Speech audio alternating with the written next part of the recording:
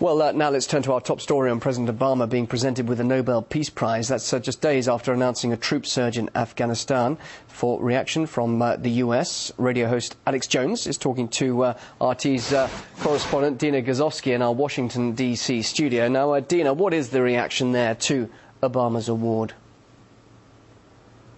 Hi there, Bill. Well, reaction is, of course, mixed, as it was when it was announced that Barack Obama would get the Peace Prize. Now, he's in Norway accepting it, trying to strike a balance between peace and war, or at least his justification for it. Now, joining me for more reaction is radio host Alex Jones. Alex, thank you so much for speaking with me. So Barack Obama, in his speech, it seemed that most of the speech was sort of justifying the war in Afghanistan. You know, it's interesting because when he was running for president, he was known as the peace candidate. He gets into office, he gets this Nobel Peace Prize, but yet now some officials are saying, oh no, he's the war president. So how do we make sense of all of this?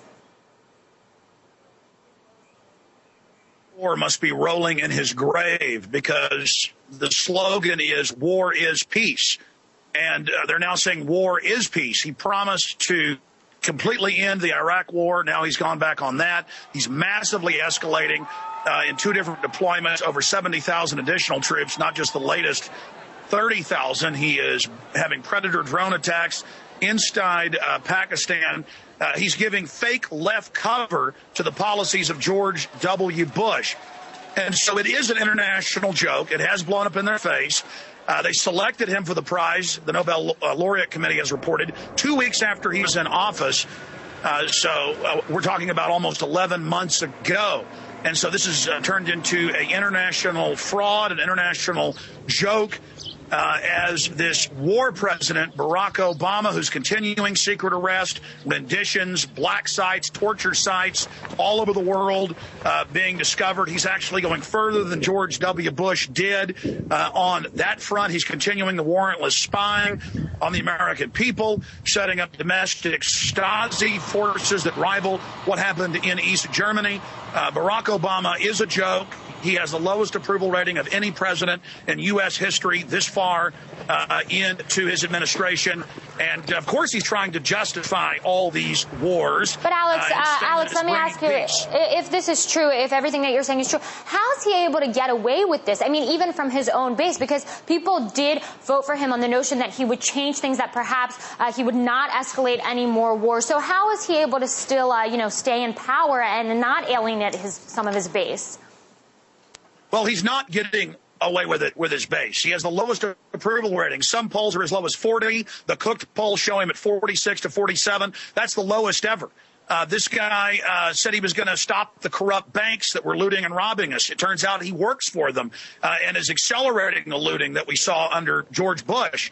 The establishment put Obama in because the country was on the edge of revolution, peaceful revolution, against the big government tyranny. And he came in with talk of hope and change. It was a Madison Avenue produced fraud. He's a slick, good-looking Harvard lawyer reading off of a teleprompter, and he's online to be the most unpopular president really in the last 50 to 100 years. The bigger they are, the harder they fall, and the fraud of Barack Obama is now imploding. All the king's horses, all the king's men, all the media propaganda can't put Humpty Barack Obama back together again. And this Nobel Prize, just a bigger joke. ClimateGate emails are a bigger joke. The leaked Copenhagen Treaty, the Danish text, how it's really meant to rape the third world and shut off the industrial base to China, Russia, and others, is now out.